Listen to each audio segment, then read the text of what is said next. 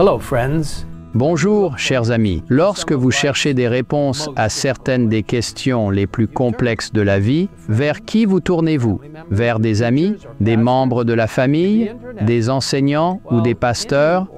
Vers Internet? Bien que l'un ou l'autre de ces choix puisse fournir une sorte de réponse, comment savoir si c'est la bonne réponse? Comment savoir si elle est entièrement fiable? Dans notre monde actuel, de nombreux prétendus experts affirment avoir exactement la réponse dont vous avez besoin, et souvent celle-ci a un prix. Mais voici une merveilleuse nouvelle. Il existe une source qui fournit des réponses parfaites aux questions difficiles et des conseils fiables pour les situations que nous affrontons aujourd'hui, mais également dans un avenir très proche. Cette source fiable à 100% est la parole de Dieu, la Bible.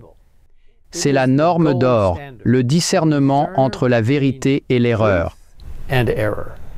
En Ésaïe 8, 20, nous lisons « À la loi et au témoignage. Si l'on ne parle pas ainsi, il n'y aura point d'aurore pour le peuple. » Cette parole inspirée nous rappelle que si nous entendons quelque chose ou recevons un conseil qui n'est pas en accord avec la Bible, il n'est pas crédible et est obscur. Que Dieu soit loué, car il nous a donné un moyen de détecter la tromperie. Nous lisons dans la tragédie des siècles, la parole de Dieu est donnée aux croyants comme sauvegarde contre les faux docteurs et les esprits séducteurs.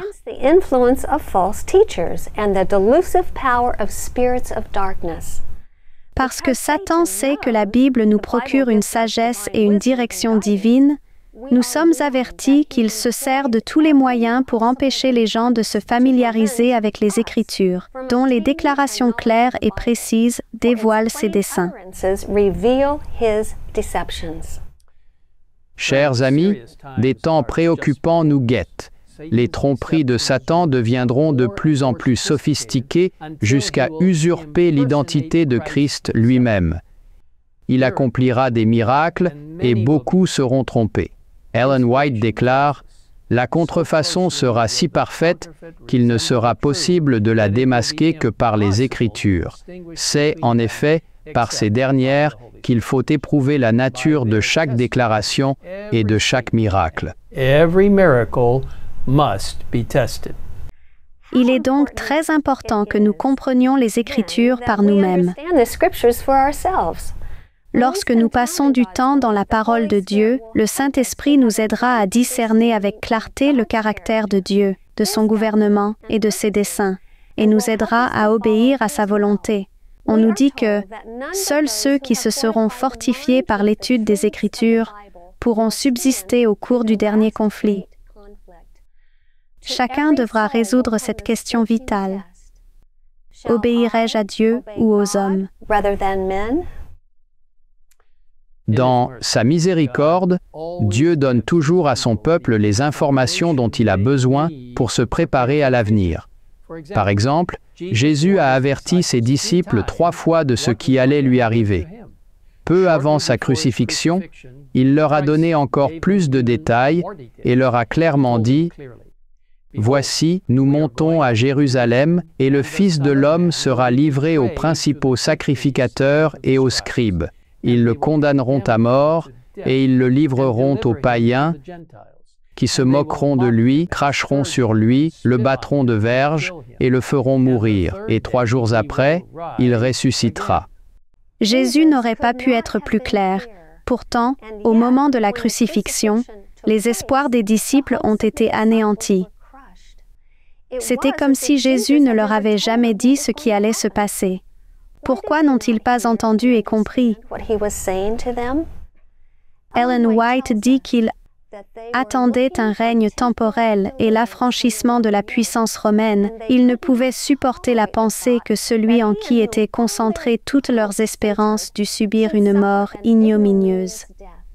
Les paroles dont ils avaient le plus besoin de se souvenir furent bannies de leur esprit, et l'heure de la crise, la mort de Jésus, les trouva aussi peu préparés. Chers amis, tout comme Jésus a prédit à ses disciples les événements futurs, les prophéties bibliques nous dévoilent l'avenir en décrivant clairement les événements de la fin des temps. Cependant, l'autrice inspirée nous dit que les multitudes n'ont pas plus de compréhension de ces vérités importantes que si elles n'avaient jamais été révélées. Pourquoi? Voici quelques raisons. D'abord, certaines personnes n'ont jamais entendu ces prophéties, tandis que d'autres les ont entendues et les ont rejetées pour diverses raisons. En 2 Timothée 4:3, la Bible nous dit « Car il viendra un temps où les hommes ne supporteront pas la saine doctrine. » Et dans la tragédie des siècles, nous lisons « Les foules ne goûtent pas les vérités de la Bible qui entrent en conflit avec l'amour du monde. »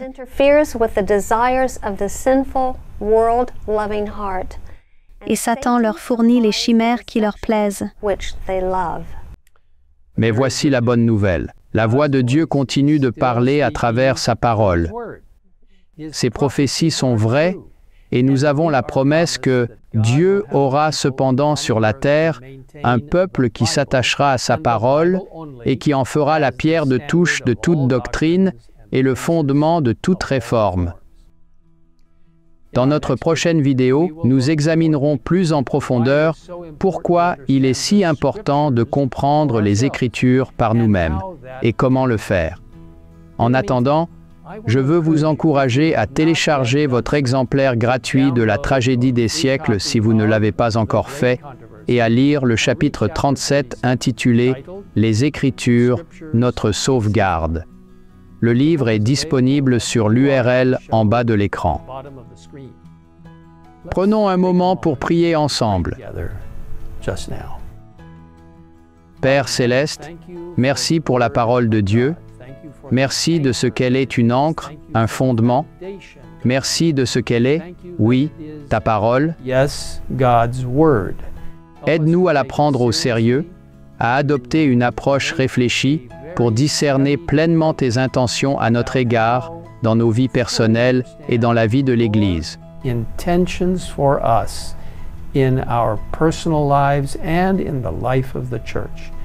Merci de nous conduire et de nous guider à travers ta parole et à travers les effets du Saint-Esprit. Au nom de Jésus, nous te prions. Amen. Amen.